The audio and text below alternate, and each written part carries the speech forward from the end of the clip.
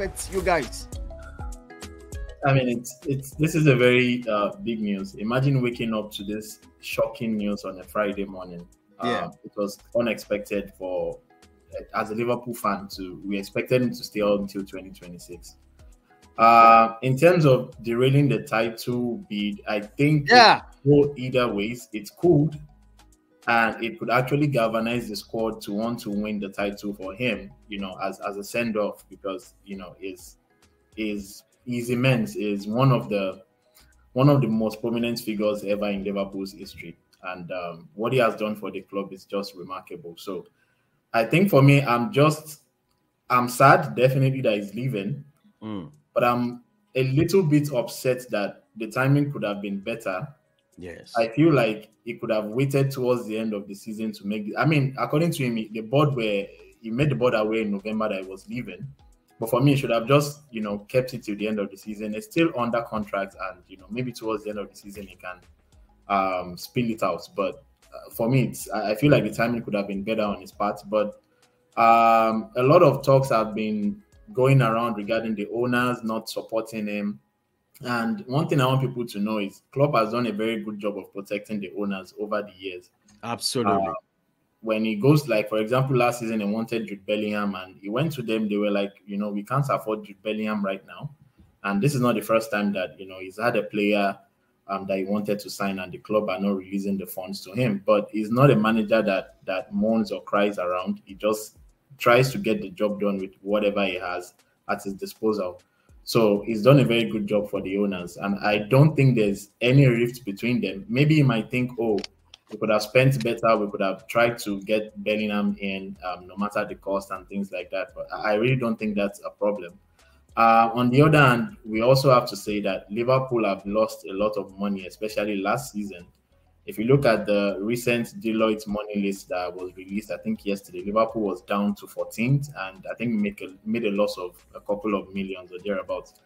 And of course, the factors include last season, we didn't win a major trophy. I mean, we won Community Shield, but I think only Arsenal fans think that is a major trophy. We also didn't make the top four, and we're out of the Champions League in the round of 16. So the revenue was really, really down for us last season, and therefore we couldn't spend as much as we wanted on players until the Arab money came in to save us towards the end of the transfer window. So there's not a lot of money there, and maybe Klopp has felt, this is a good time to step down when the bar is high. He's done a good job rebuilding this team.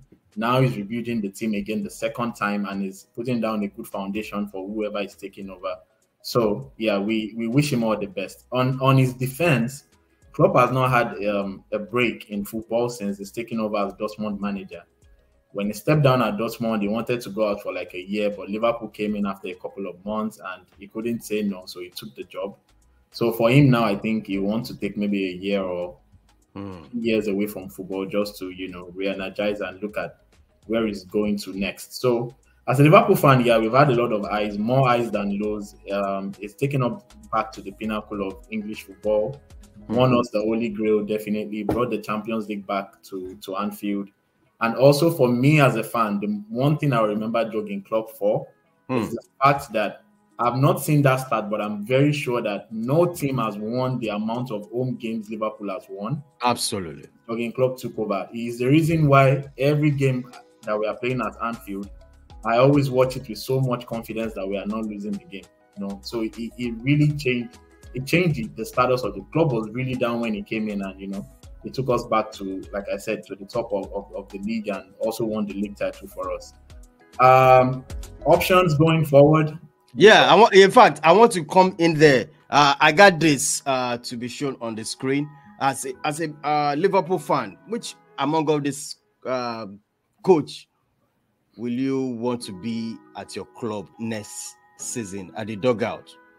I mean, Pep Linders, his assistant, is actually a very fantastic guy. He's been doing a good job, but the backroom coaches are also leaving with Jurgen. I think only the goalkeeper coach has been around for decades, so he's going to stay. The other coaches are leaving, which is sad to see. But amongst this managers here to be the next, I don't see Diego Simeone. Definitely, he's not a Liverpool type of coach. Neither is Luciano Spalletti. Luis Enrique, I think he will continue at PSG. They're Mm. having a kind of topsy-turvy time there, so he should continue there.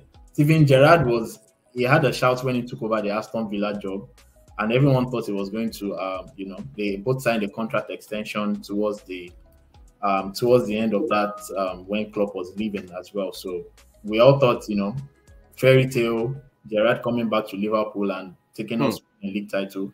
That might happen in the future, but he just signed a new contract with Al Ettifaq in Saudi Arabia. So I don't see Gerrard coming. And Nagelsmann, I would say his stock has fallen a little bit. He's under pressure right now to win on home turf for Germany in the upcoming Euros this year. So I don't think there will be any kind of speculation about him coming to Liverpool. So that leaves us with Alonso and De Zerbi. De Zerbi, I like him as a manager. I think he's very similar to what Klopp, like style of play that Klopp wants. But you can't just look past Xabi Alonso. Yeah. For me, he's a Liverpool legend and he's doing a great job at Leverkusen. And I know Kunle has asked, what if he doesn't win the league? It's not just about winning the league. It's about the style of play. It's about him coming to take over from a team that was going to relegation, and now they are at the top of the Bundesliga. So he's done a great job, a remarkable job, no matter what happens. So, I mean, it's a tough choice, De Zerbi and Alonso, but I think the owners, knowing Xabi Alonso has played for the club, might just peep towards Alonso over De Zerbi. But for me, out of this list, I think those are the two managers that